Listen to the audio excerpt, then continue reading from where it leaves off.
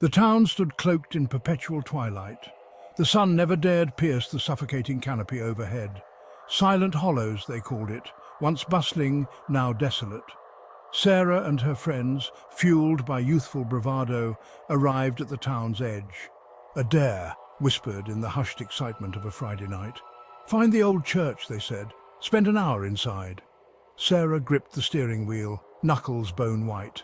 A shiver ran down her spine, a tremor in the dead air. The others, they laughed, masking their own fear. Sarah, she felt it. The wrongness of this place. The car crunched over gravel, halting before a rusted wrought-iron gate, twisted, gnarled, like a skeletal hand reaching from the earth. Beyond it, a path swallowed by encroaching weeds leading to the church. 1 hour, Mark said, voice tinged with nervous bravado.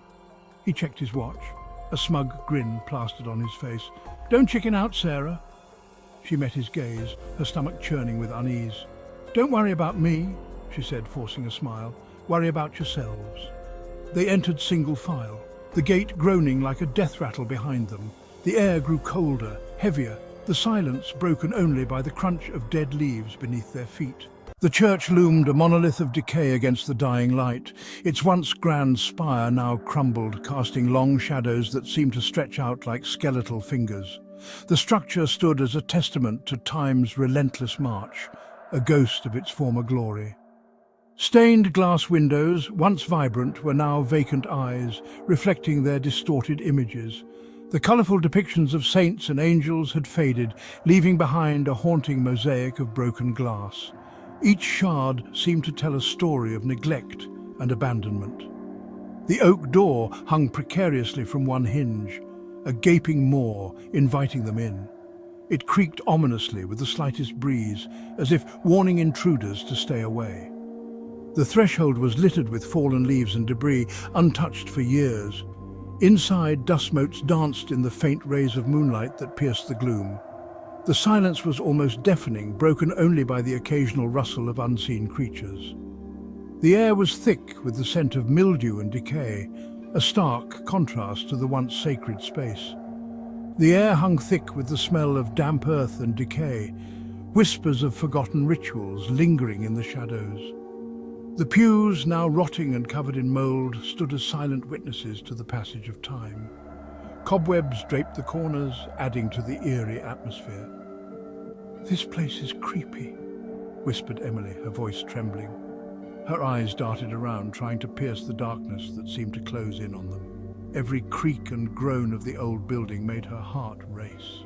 "Maybe we should just go," she suggested, her voice barely audible. The others exchanged nervous glances, the weight of the decision pressing down on them. The sense of foreboding was almost palpable. Sarah shined her flashlight, the beam catching a faded inscription on the wall. "Beware the Midnight Man." The words sent a shiver down her spine, their ominous warning echoing in her mind. She could feel the hairs on the back of her neck stand up. A chill shot up her spine. The realization that they were not alone in this place, that something or someone was watching, was almost too much to bear. Her breath quickened and she fought the urge to flee. This was more than just an abandoned church. It was a place where the past and present seemed to collide, where the veil between the living and the dead was thin. The sense of dread was overwhelming, and they knew they had to tread carefully.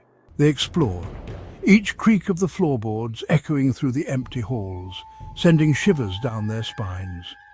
The house seemed to breathe with them, its ancient timbers groaning under the weight of years. Every step they took felt like an intrusion, as if they were trespassing on sacred ground. Each rustle of wind against the shattered windows heightened their anxiety, the cold air biting at their skin.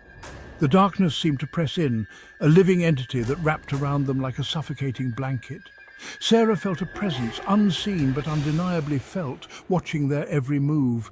It was as if the house itself was alive, its malevolent spirit lurking in the shadows. Then the whispers started. Faint at first, like the rustling of leaves in a distant forest, barely audible over the sound of their own breathing. The whispers grew louder, swirling around them like a sinister wind. They couldn't make out the words, but the malice in them was unmistakable. It felt ancient, hungry, as if it had been waiting for them for centuries. "Did you hear that?" Mark asked, his voice barely a whisper, his bravado gone. He wasn't laughing anymore.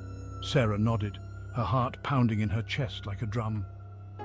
"We need to get out of here," she said, her voice tight with fear. But it was too late. Something was already there with them, an unseen force that seemed to close in from all sides, trapping them in its dark embrace. The air grew colder, and the whispers turned into a cacophony of voices, each one more desperate and angry than the last. They were not alone, and whatever was with them had no intention of letting them leave. Section 5. The Figure. A figure coalesced from the shadows in the corner. Tall, gaunt, with eyes that burned like embers in the darkness. It moved with an unnatural grace, gliding towards them, its presence radiating an icy dread. Sarah stumbled back, her flashlight falling from her grasp, plunging them into deeper darkness. She could hear the others whimpering, their bravado gone, replaced by primal fear. "Run!" she screamed, scrambling back, her hand blindly searching for the door. Her fingers brushed against cold stone, and she stumbled out into the night, the screams of her friends echoing behind her. She didn't dare look back, just ran, her lungs burning, the blood pounding in her ears. The forest seemed to twist around her, the path disappearing beneath her feet. Thorns tore at her clothes, branches lashed her face, but she didn't stop. The whispers followed, growing louder, closer. They were laced with amusement now, mocking her terror. Her foot caught on a root, sending her sprawling onto the unforgiving ground. Pain shot through her ankle, but she couldn't stay down. It was coming. She pushed herself up, her breath ragged, her ankle throbbing with each step. The trees ahead parted, revealing the rusted iron gate, so close yet so far.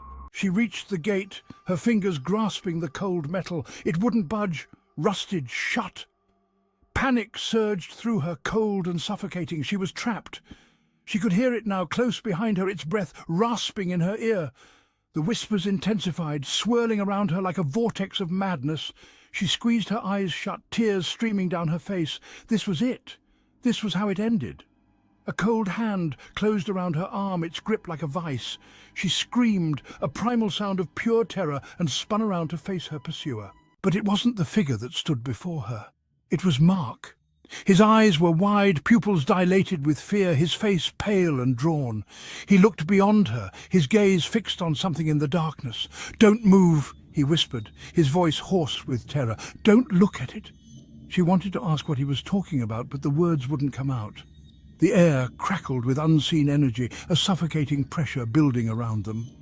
She could feel its gaze on her, cold and calculating. Then, as quickly as it began, it was gone. The pressure lifted, the whispers faded into silence. Mark slumped against the gate, his chest heaving.